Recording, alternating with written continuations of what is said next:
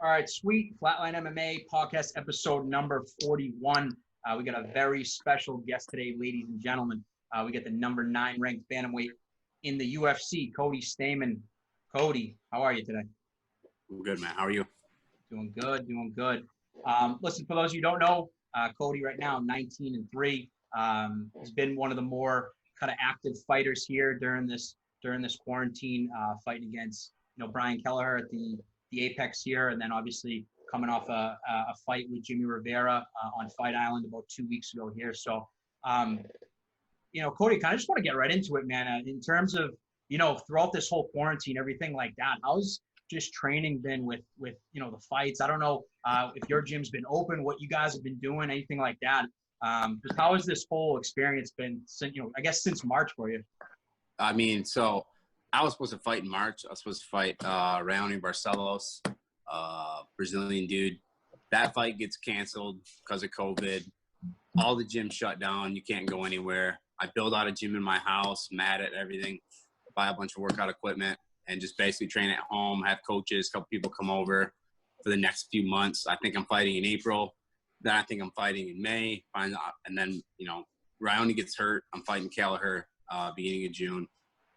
I fight him. That goes well. Obviously, I'm dealing with some personal shit. My brother, I lose my brother. And the mix of all that, and I go home, do the funeral. I do all that shit. And then I come back. I'm in Vegas for a week. And then they offer me Rivera in August. So I'm like, all right, let's do it. Middle of August, fight Jimmy Rivera. Great fight. Gives me enough time to get back in shape, get sharp again. Because, obviously I went home. I fucked off after the Kelleher fight. And then Pedro Munoz tests positive for coronavirus. And Frankie Edgar says no to me and Jimmy. But Jimmy and I both put our names in for that fight. And so the UFC, they just, two guys want to fight. These guys were going to fight each other anyways. Why don't you just fight that weekend? I thought, well, hell, why not? And I did. I, went out and fought like shit. Jimmy beats me. And now here I am, you know what I mean? I went from literally probably one of the best performances of my career to probably one of the worst, like back to back. And, now I'm itching to get back in there. Obviously, you don't want to sit on a loss. So I'm looking to fight, whether it's in Vegas or on Fight Island. Sounds like shit might be shutting down again, so we might be fighting on Fight Island for the rest of the year. We'll see. Yeah. No, great. I know, obviously that Kelleher fight, I mean, what a performance. Like you said, I think one of your best of your career there. I think you came out, absolutely dominated, made that statement. I think, when it comes to that Jimmy Rivera fight, how would you kind of, how'd you feel about that performance? I know you said, you fought like shit, but what do you think kind of took it? Was it just the whole, Fight Island high? Was it too soon for everything? Like, what did you think, played into that? I mean, a lot of this is preparedness, you know what I mean? Like, literally after the Kelleher fight, I didn't do a goddamn thing besides, drink beers and eat whatever the fuck I wanted for 2 weeks. I'd been in training camp for 5 months. I didn't even want to step into the gym. I had and then when I got back, I'm back for a week. I kind of half-assed. I'm in and out of the gym. I'm not really working hard. I'm not really focused. I'm just kind of, there. I'm not doing anything crazy. And then I get the phone call, and like August would have been perfect. Middle of August, that'd give me enough time to get my weight back under control, get back in the shape I need to be in. And then, you know what I mean? Like, I just got caught in this position where I said I would fight Frankie Edgar, because you don't say no to fighting Frankie Edgar. That guy's a fucking legend. You take that fight. And then, they offer me Rivera for the same amount of money. I'm like, well, shit. There's a big upside to this, but a big risk, knowing myself, knowing that I'm not in the kind of condition I got to be to fight a guy like that. And Rivera, he was sharp. He'd been training hard. He made a comment to me about, he knew he was fighting me in June. So, he was kind of in a 8-week training camp, and I was basically coming off the couch after being a piece of shit and deciding I was going to go in there and fight one of the best guys in the world. And I really, in my heart, didn't think it would matter. I thought I could pull it off, but he was just sharper. He was sharper that night. He hit me with a lot of leg kicks, a lot of left hooks. He's a tough dude to fight. I think I underestimated him a lot.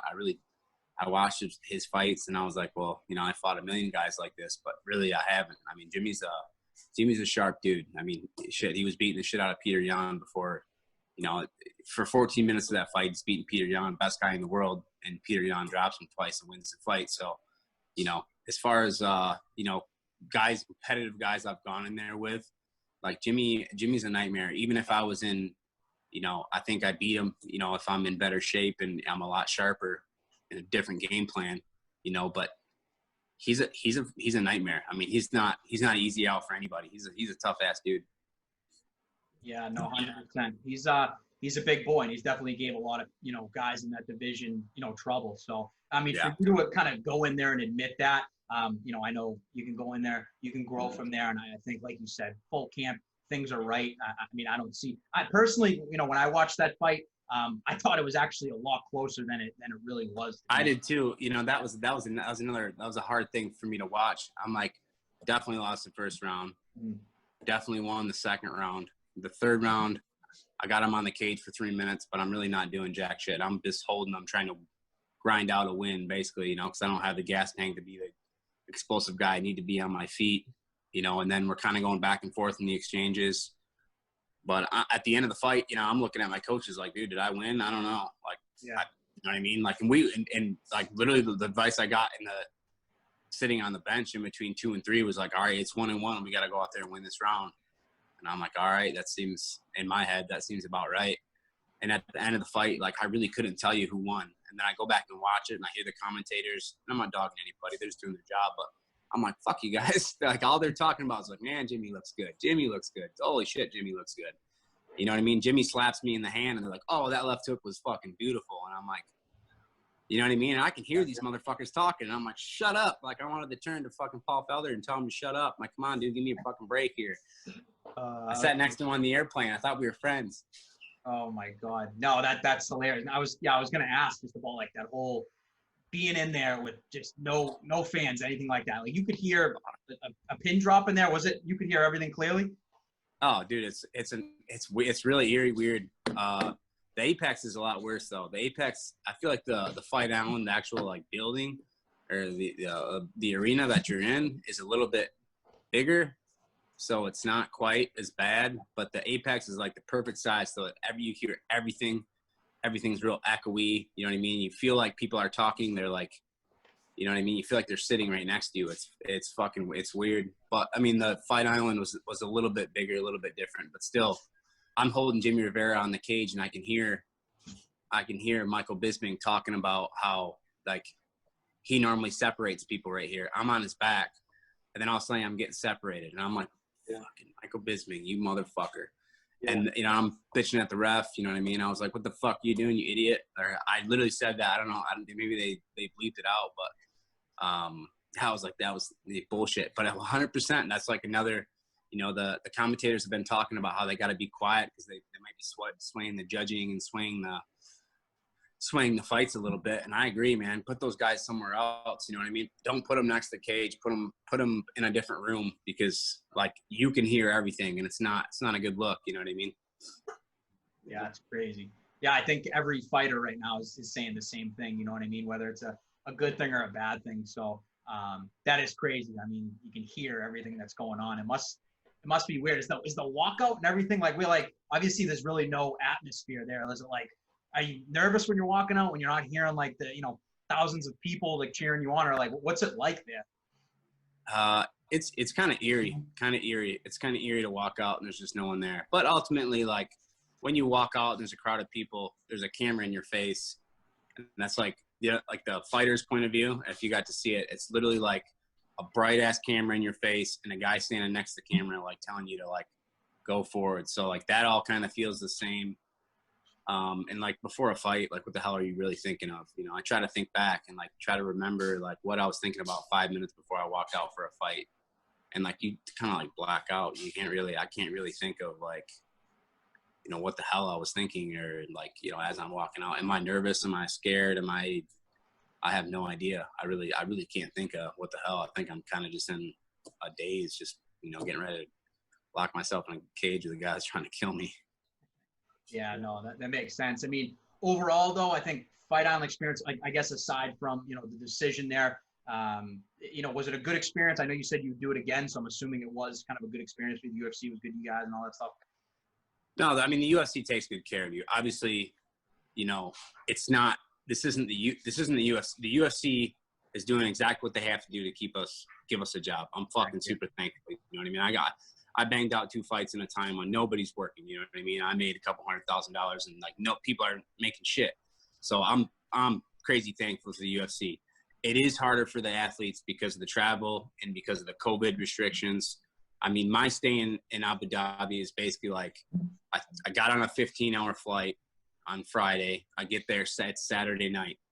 Saturday night, Sunday, Monday night, Monday morning in Abu Dhabi, or Tuesday morning, I'm sorry, in Abu Dhabi. I'm out of quarantine. So it's Tuesday morning. I got to weigh in that night. So basically, like, I get out of my hotel. I have about 8 hours before I have to weigh in. I have time to basically walk around, see a couple things. I can't really be out and about. You know, I'm cutting weight. And I go back into my hotel room. I cut my weight. I weigh in. I do media all night. And then, you know, I have the next full day to kind of just get mentally prepared for the fight. And then I'm fighting 6 in the morning, you know, the next day. So the experience, it's obviously we got to jump through hoops. We're jumping through tons of hoops for the COVID. And the UFC does a really good job of kind of making, like, everything's laid out, when you should sleep, when you should be awake. You know, the food was amazing. The hotel is great. I mean, I think under different circumstances, we were all talking about, like, all the guys that I went there with, like, Benavides and everybody, you know, we're all friends. But like, dude, we need to come back here and just fucking hang out because this place is going to be cool. You know what I mean? Like, in the wintertime, if you go there and it's not quite as hot, like, it'd be a badass hotel to party at, and like with the beach and everything that's right there, and the racetrack. But you know, when you're getting ready for a fight, you know what I mean, and like how fast it was for Jimmy and I, we were in and out. Like, we went there, fought, left. Like, we left the same day we fought. So I didn't get the full experience. I'd like to go back and be there for a few days before, you know what I mean, so I could actually maybe do a thing or two. You know, like get in a fucking race car or, you know, go jet skiing or something cool that some of the other guys got to do. But yeah, I mean, if it's Fight Island or not fighting, like, I'm doing it. Fight, like, I'm going back. Like, put me on that fucking flight. I don't care. Yeah, that's awesome. So Cody, in the past 2 months, we've had a lot happen in the bantamweight division. Yeah. I know you've kind of taken short notice fights, and you guys have fought at featherweight, but those guys that you're fighting are true bantamweights. Right. You know, we've had Henry Cejudo beat Dom Cruz and then go retire. And we've had Peter Yan and Aldo fight for the championship, and Yan gets the victory. Just kind of want to get your opinion on the current state of the bantamweight division. You know, we've also had Cody Garbrandt, you know, shoot up the rankings after his knockout victory.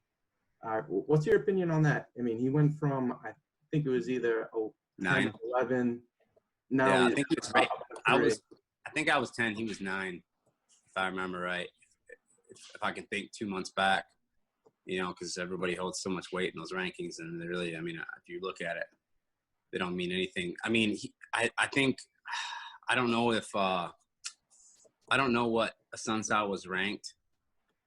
You know what I mean? I can't, when they fought, I think he was like 5 or 6 or something, and Cody was 9. You know, Cody moved up a little bit faster, though, honestly, because of who he is. I mean, that's just the reality of it. You know what I mean? And the way he won, huge knockout. Why not shoot him up in the rankings? You know what I mean? Like, he probably is top 5 in the world. You know, Cody Garbrandt he's more than legit. Did he necessarily earn that ranking? Did he beat a legit top 5 guy? I would say no. But, you know, he's been the number 1 guy in the world. You go back and forth and debate that, but, I mean, we all know what it is. Cody Garbrandt's a fucking ticket seller. You know what I mean? Like, he's going to get pushed. You know, I think the obvious thing that needs to happen, Sterling needs to get his shot. You know what I mean? Because Aljamain Sterling's fucking beating everybody. He needs a shot against Yan, and then Garbrandt and Marlon Moraes have to fight, and the winner of that fight fights, you know, challenges for the belt. I hope that's where they're going. That's kind of what I've heard. You know, I don't know. It's weird. You know what I mean? After Peter Yan fought, I saw him in the hotel. Didn't look like he had any injuries. You know what I mean? It looked like they could probably assume that he could fight again in like 4 months, you know, before the end of the year. and like they'd want to start promoting that fight. So I feel like if Sterling was going to get a shot, we will know in like the next couple weeks. If he's not, I also wouldn't be surprised if they gave Garbrandt a shot, or even I actually don't think Marlon a good shot, but I don't know. You know what I mean? Like, I'm not the guy crunching the numbers. I'm not the matchmaker. I don't know. You know what I mean? There's a lot that goes in. There's a lot of shit that's happening. You know what I mean? Guys getting hurt, you know, guys not being healthy, guys not getting the money they want, or, you know, all this shit, not wanting to go to Fight Island. Who knows what the hell, you know what I mean? Issues that the matchmaker runs into that the fans don't see. So, I mean, I hope that's how it happens. I hope it's Garbrandt and Marlon, and then Sterling and Jan. And then the winner of those two fights would obviously be fighting for the title. Yeah, it was kind of a weird thing because the Sterling-Sandhagen fight, there was kind of an understanding that the winner of that was going to be the next for the title. And that's how they marketed it. Yeah, and then now Dana's kind of come back and saying that that's not how it's happening. That's not guaranteed. Yeah. So, no, I agree with you on that one. 100%. Who do you got on your radar right now? Man, it's hard to say. Who's next? I talked with my manager, and he was talking about Brett Johns, because Brett Johns wants to get back in the rankings. And I feel like stylistically, coming off a loss, I will fucking beat the shit out of that guy. Or, you know, potentially a Sun Sao, but I've also heard a Sun Sao wants to fight Faber. So, you know, am I going to get a top 5 or a top 10 guy next? I don't know. There's not that many top 10 guys that are like available. You know what I mean? Yeah. So I don't know if I'm going to get someone that's trying to crack into the rankings, wants to, you know, skip a few steps, or if I'm going to get, you know, somebody else. I honestly have no idea. You know, I haven't talked to anyone. I had one like super short conversation about it, and I told him to leave me the fuck alone until the end of the year. Like, I don't want him calling me and asking me to fight in 8 weeks. I'm like, dude, I need a fucking break. I need a little bit of time, you know, to fucking get back in the gym, spend a month getting my weight back down, and then, you know, getting back into a fight, or just going on fucking vacation. Like, you know what I mean? I don't need to fight again this year for any reason, but I would like to. I would like to fight November, December. Hopefully in Vegas if it's possible, you know, because that's a pretty easy trip for me. But, you know, we'll see. Who knows? It's a weird time, man. It's a weird time to be an athlete, especially a fighter. I mean, shit changes so fast. You know what I mean? I might have an opponent and he might get COVID, and I'll be fighting, you know, somebody that I'd never even heard of before. Who knows, like, what happens? It's hard to like put a stamp on anything because there's so many variables now. It's insane. Yeah, there isn't a boring fight that could be made in your division right now. Like, you got options with, you know, past champions like Cody Garbrandt, Aldo, Dom Cruz. Then you also got Cejudo on the sidelines, who seems like he's still willing to fight. Uriah Faber's still there. And then you got some up-and-comers like Sean O'Malley, who just made his way onto the rankings right now. Yep. In terms of, you know, a path to the title, do you think you have to take out one of those former champs? That that would be a big fight made, or do you just need a couple more wins? I think it's, you know, I think you're always, you know, if you're a top 10 guy, you're always kind of 2 fights away from a title shot, you know? Yep. And it doesn't necessarily need to be, you know, Jan was ranked high and then went and beat Faber and got a shot. You know what I mean? Like, it doesn't necessarily need to be, I have to beat one guy. I got to beat one guy that I'm not supposed to beat. You know what I mean? And it's got to be, I got to do it in a way that people, you know, people are like, fuck, man, I want to see Cody Stamann fight again. And then, you know, maybe I fight a guy that's not quite as good, and then I fight for the title. But it's definitely, there's going to be one, I'm going to have to fight a Dom Cruz or a Jose Aldo or someone that's a fucking badass, you know what I mean? At some point, because that's just the game. You know, you gotta beat someone really good, and you got to do it in a way that's really, you know, really exciting, in a way that, you know, people really, really want to like tune into your fights. And, you know, like the way I beat Kelleher, you know, that's potential. The way I fought Rivera, fuck, I could beat everybody in the top 10. And if I fight like that and win every single one of those fights, like, I'm probably not getting a title shot. You got to beat the shit out of somebody if you want to get a title shot. I mean, you got to look good. You know what I mean? Like, as much as you need to win, you got to look good doing it too. Yeah, for sure. Yeah. Now, I mean, just talking about like some of these like up and comers, like a guy who's getting a lot of noise, like a Sean O'Malley. What are your thoughts on him? And obviously the UFC's like pretty behind him, hyping him up. Like, it's for a guy like you in the number 9 spot, seeing this guy get like all the shine. Like, what do you think of Sean O'Malley? I don't know. It's hard to say. You know what I mean? Like, him and I have fucking had some words with each other. You know, I just told him that he should have been spanked more as a kid, and he called me a midget. Like, Oh my God. you know, the kid's I think he's a fucking dork, but, you know, maybe like my 16-year-old brother thinks he's cool. I don't know. Like, it's a weird thing because he looks good. You know, he looks really good against, you know, fucking turds that he's been fighting. And, you know, that's fine and dandy. But until he beats somebody legit, unless he goes out there and stomps Cheeto Vera, you know what I mean? Like, I don't really, you know what I mean? There's no fucking weight behind his name. It's all hype. I fought a lot of guys that are, you know, hype kings, Song Yadong, Tom Duquesnoy, all these guys that are like the next best fucking thing. And you fight them and you realize that, you know, there's just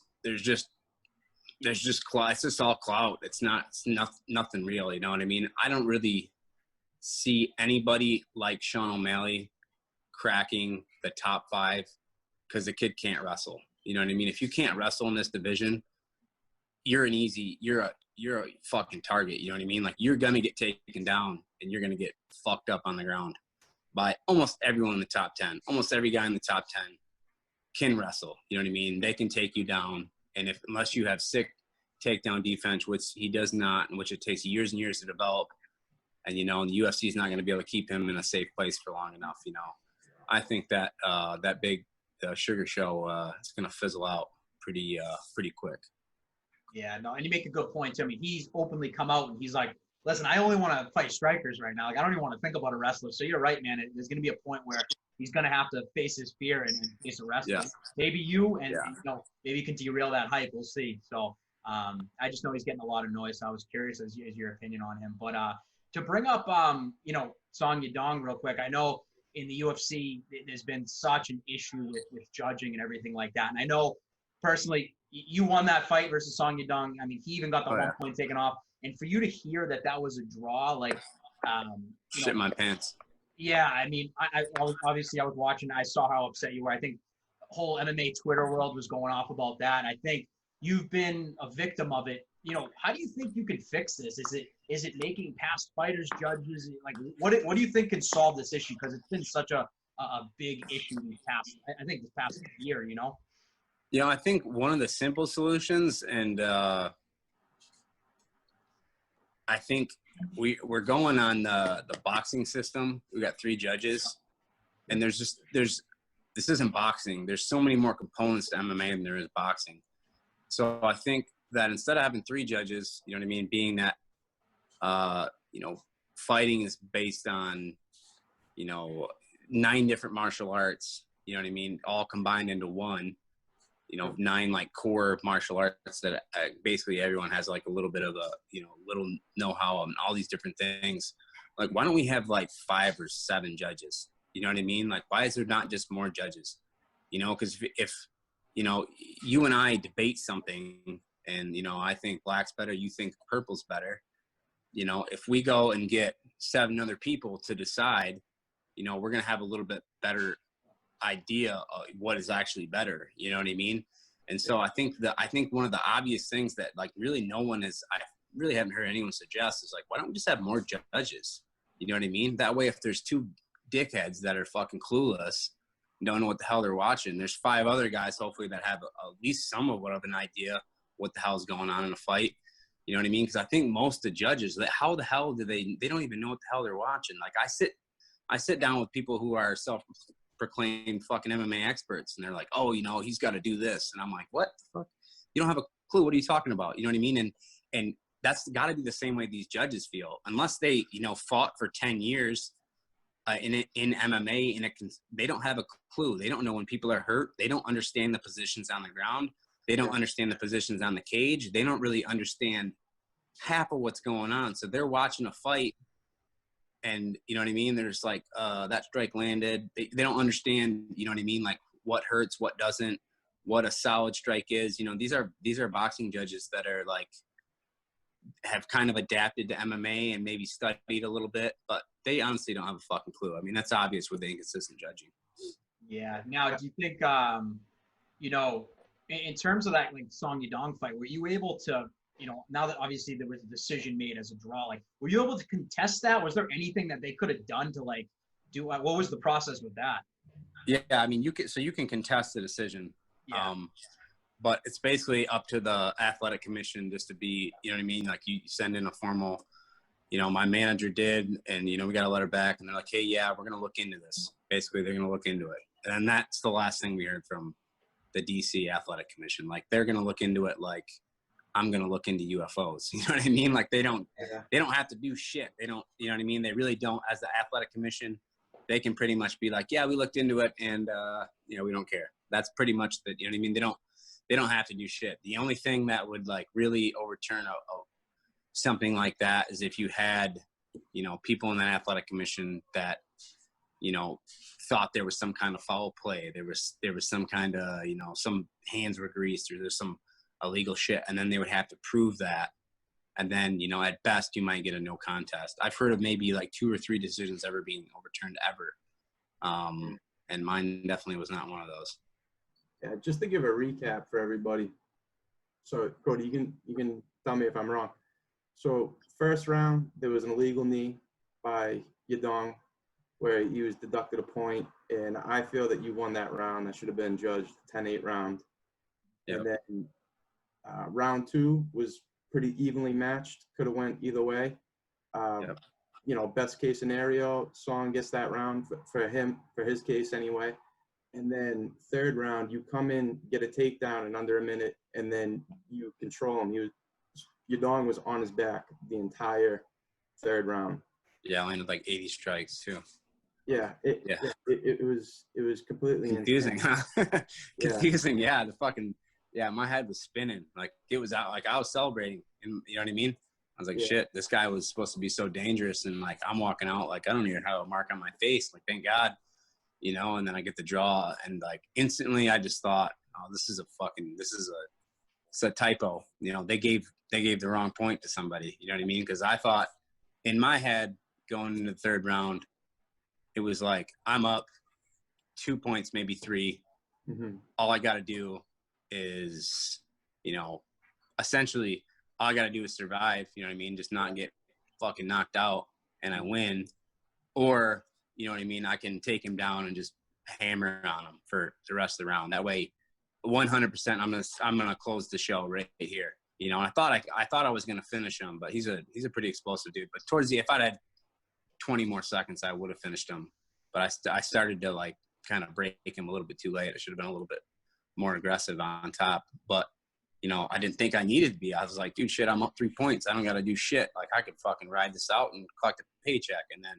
You know, to hear that decision, I'm like, holy shit, I just got fucked. You know what I mean? Like, and I knew it, and I knew there was not shit I could do. So I was like, well, maybe the UFC will make it right and they'll give me my money. You know, they didn't, but that's the game. You know what I mean? Like, I can't blame the UFC. I can't be mad at the UFC for that because that's not their job. That's the fucking athletic commission's job to make sure shit like that doesn't happen. Make sure you got qualified people there. You know, the UFC is not in control of that. So, yeah, I mean, if somebody asked me to go back to DC for anything, even a trip, I'd be like, fuck that place. I'm never going back. Yeah, I mean, you were a pretty big underdog in that fight. Do you think that had anything to play with how the decision went? I don't know. I mean, those are like the conspiracy theory questions, you know? Look, that's the scary stuff. We can't even talk about it on the podcast. Who knows, man? Who knows? You know, I would like to think that the answer is 100% no. You know, just like I'd like to think that COVID-19 is 100% legit and there's no fucking shitty stuff going on behind the, you know, under the surface. But I think if you're a forward thinker, you got to believe that not everything is, you know what I mean? If there's a place to be corrupt, it's, you know, probably going to happen. Yeah. You know, I would, you know, who knows? But again, not the UFC's fault. You know, that's the athletic commission and the judging, you know, that's the game, you know. It's happened. It's not like it's exclusive to me. You know, this has happened a million times over boxing, over MMA, to a million different guys. So, you know, I'm not feeling sorry for myself over it, but I think Song Yadong knows. That pussy knows I beat him. Oh yeah, I mean, I think the whole world knew that. So, I mean, does it? I get last thing on this. Does it kind of ever worry you to go out there and get that finish rather than being like, oh shit, you know, the third round bell is about to ring. Like, I don't know what's going to happen because of these judges. So, do you ever have that in the back of your mind? Oh, of course. You know, Song Yadong wasn't the first time I got screwed out of a decision. I fought. It's my first professional loss. And it wasn't a loss. It was just as bad as a Song Yadong fight. Same thing, taking a guy down, kind of going tit for tat on our feet. You know, like, it was obvious to me after the third round that I won the fight. You know, it was obvious to my coaches. We're celebrating, having a great fucking time. And then they read the decision, and the other guy won. And I just shit my pants. I was like, what in the fuck? You know, I went absolutely apeshit and threw a bunch of shit and, you know, threw a fucking fit because I was like, you know, that was another time when I got screwed. And I've known, you know what I mean? I know the game, you know. You know, that time for sure, I knew there was some shady shit going on and there wasn't shit I could do, you know, because basically, you know, you got to prove it. And, you know what I mean? You're basically making the athletic commission look like shit because you're saying that they're incompetent and they can't do their fucking job. And they're not, and they have to admit that on their own. They're not going to do that, right? Yeah. So it's just one of those situations where, you know, when you're the athlete and you're in that situation, like, you're getting fucked, and that's just what it is, and you just got to move on. Yeah, it sucks to see. We've seen so many of those. I think recently that it's just putting a bad taste in everyone's mouth, and it ruined. Well, it killed boxing. It killed boxing. Yeah. You know what I mean? Not only like people betting money and, you know, people watching fights, you know, like, how many fights has Floyd Mayweather lost? Like, legit. I mean, he probably has 2 losses on his record, but he's the greatest of all time. He's undefeated because he's the money man. You know what I mean? He's the draw. You know, and there's so many things like that in boxing and so many other sports where you're just like, what in the hell? You know what I mean? Like NFL, like in the NFL, you know, some of the calls you see at the end of the game that literally affect the way the game turns out. And you're like, what the fuck, dude? Like, you know for a fact that this guy's been straight all game. He just makes a mistake right at the last, you know what I mean, and calls holding or like some bullshit call right at the end. And you're like, what the hell is that about? I mean, you got to know that, like, there's a little bit of corruption everywhere. I mean, and you just got to fucking live with it. Yeah. Cody, now that you bring up boxing, I got a question for you that I wasn't thinking of before. Do you think, you know, the interim titles, the double champ, the vacant titles, all that stuff, do you think that kind of makes things convoluted for, you know, people that actually deserve those titles? Do you think, like, someone moving up a weight class, getting a title fight, you know, it isn't right for the rest of the fighters? I mean, if it makes money, it makes sense, right? I mean, if there's a way to make a big fight, you know, from a fighting standpoint, like, as a fighter, I'm like, man, there's probably other guys that are more deserving in a certain weight class. But as a fan, I'm like, fucking make that fight because that seems awesome. And that's the UFC's job, right? That's the UFC's job is to sell tickets and make people want to watch this shit. So, you know, when there's a guy that's maybe super deserving, and somebody else gets the shot, I'm like, oh man, that sucks for that fighter that didn't get a shot. But, you know, we're playing a game. We're playing a game here, and some guys are really, really good at playing this game. They're really good at creating opportunities for themselves online, talking shit, whatever it is. So you can't exactly, you know, you can't hate the UFC for you know, wanting to make big fights that people want to watch. I mean, that's literally their job, you know. So sometimes I'm like, man, this guy deserved a shot. But most of the time, I'm just excited to watch the fight. Yeah. Like, for example, like, I don't think it would happen, but Figueiredo just beat Benavidez either a week, 2 weeks ago. I forget exactly now, but he was calling for the double champ status. He wants to go up to fight bantamweight. Would that be Figueiredo does? I believe so, yeah. Fuck. We'll kill that little fuck. I'll fight him. I don't like that guy one bit. What a joke. What the fuck is he going to do at bantamweight? I thought you were going to say Cody Garbrandt was going to go down, and I was like, man, it actually makes sense. Figueiredo coming up to bantamweight? Oh, man. Yeah, no, I've seen reports on it. There's 15 guys that'll chew that guy up. Shit. Let him. Let him come up here. Send him back to fucking flyweight with his tail between his legs. Yeah, there are reports Cody going down, which I like that fight. I like him going down. He's been talking about it for a while, so I don't mind that fight. But Figueiredo coming up, I don't like that. I agree. I think he gets eaten by everyone in the top 15, honestly. Yeah, I mean, you're talking about two different size humans. You know what I mean? Like 25-pounders, biggest they get is 150. 35-pounders.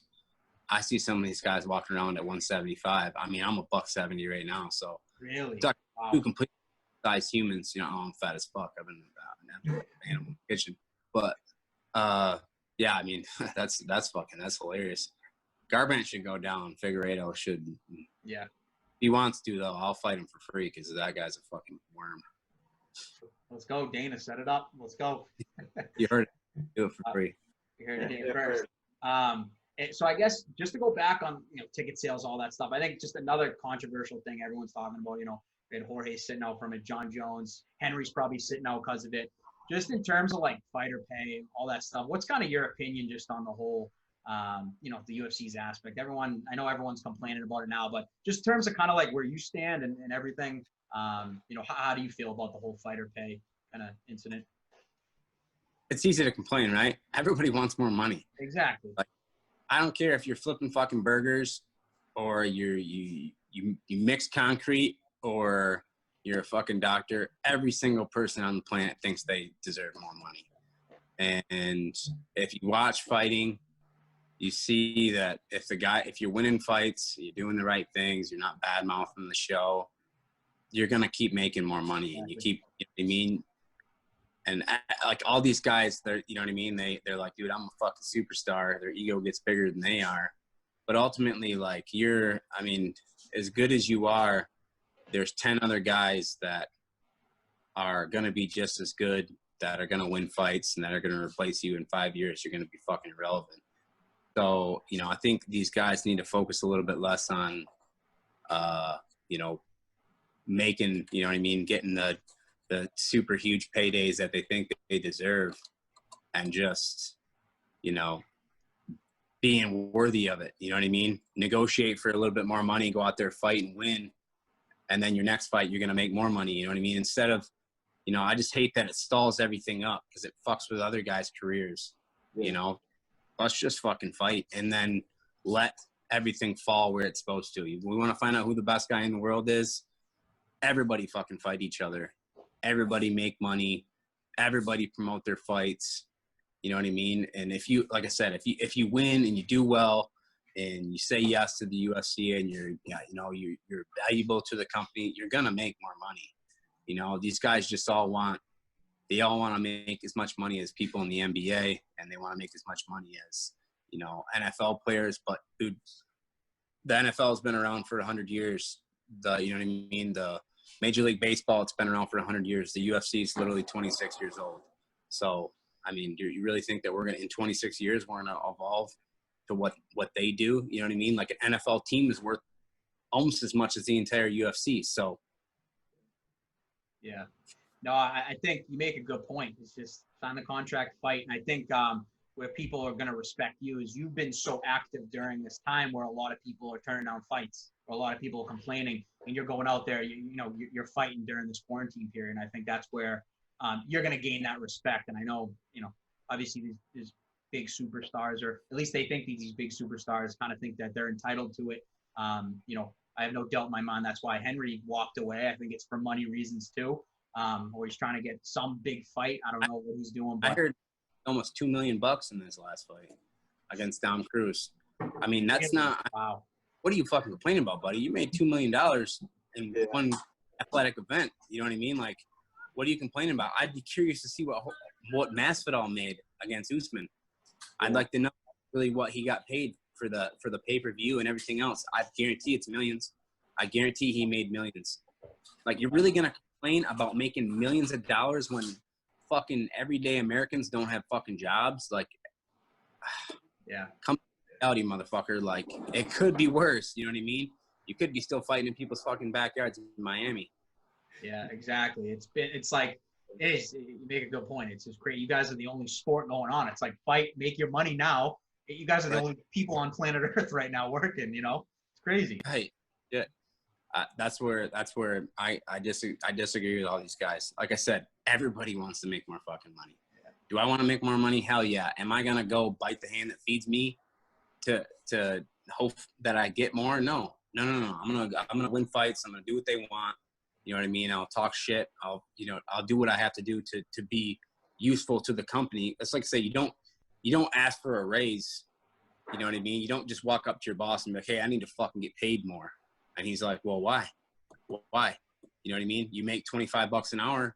You do $25 an hour worth of work. You start doing $45 an hour worth of work, I'll give you $45 if your boss is a decent fucking dude, which, you know, Dana White's paid a lot of guys fucking millions of dollars, you know, in a company that started from shit. So I don't know. I mean, it's hard to complain. These guys are making fucking millions of dollars. I mean, you know, I think they should be thankful for the opportunity instead of complaining so much about it.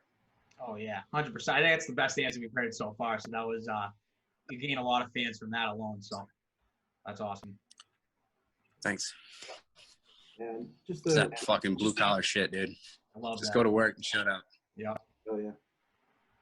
Yeah, just to wrap up here. So past few months, you've been training a lot. You've been fighting a lot. You've been really active. You know, how do you plan on finishing out your summer? Like, what are some of the hobbies you got? I'm gonna go home. Do some fishing. I'm gonna go elk hunting first week of September in like northern Nevada. Fucking stoked for that, man. I've never even seen an elk in the woods, so I don't have no idea what the fuck I'm doing. But with a bow and rifle. My buddy's bringing his bow, and I'll bring a bow, try to fucking steal a tag from him, and then I'll probably do some waterfowl hunting. I mean, I like hunting and fishing, hiking, shit like that. You know, that's kind of my thing. So I don't know, I'll have a few beers too, until I gotta start fucking getting my weight down. But yeah, I mean, pretty standard fucking hillbilly. You know what I mean? I just like to drink beer, shoot stuff, and go fishing. Yeah. Oh, love that. And now I know you said you do love watching the fights. Who's your, I guess, favorite fighter to watch right now? Whew, that's tough, man. There's not really a lot of guys I don't like watching right now. I mean, overall, like, a guy that I've always thoroughly enjoyed watching is probably Frankie Edgar. You know, if I had to pick a guy that was like absolutely my favorite fighter, I would say Frankie. But oddly enough, you know, the guys at Bantamweight, you know, I think Bantamweight is like and I'm probably super fucking biased, but I think Bantamweight is like the pinnacle of MMA right now. The most talented, the most skilled athletes in the world, and in MMA pound for pound are at Bantamweight. So I mean, any fucking guy in the top 10, I want to watch that fight as a fan and as, you know what I mean, a competitor. You know what I mean? Because you can learn a lot from watching fights, and I'm sizing all these guys up because, you know, eventually I'm going to be fighting every single one of them. Yeah, 100%. So much talent in the UFC right now. They keep finding talent. It's crazy. Every weekend I feel like there's just the main events are getting better and better. It's just crazy. Yeah. The Apex fights for me were like watching all the fights at the Apex. I don't know what it was about that place, but I just felt like those were the best fights I ever watched. And honestly, I think it's the small cage. Like, the small cage, there's just know where to fucking go. Like, you got to fight. Like, you got 2 steps and then you're in a fight. You know what I mean? And there's not a lot of room to like bounce around and move around. I prefer it. You know what I mean? I prefer it just because, you know, it forces you to fight, and, you know, it's better for the fans. So, I mean, maybe they'll adopt that. Maybe they'll start going to the 25-foot cage. All right, perfect. Well, I think that's what all we had today. Cody, really Cool. appreciate you hopping on. Just so the fans, where can they follow you? Everything's just Cody Stamann, Instagram, Twitter. I mean, Facebook. Don't even try. I'm not even gonna accept you. I'm gonna get out of my shit. Love that. Well, everyone, go throw Cody a follow. He's an absolute beast. Thank you again for hopping on the show. You're an absolute man. And until next time, Flatline MMA. Peace. Thanks, guys.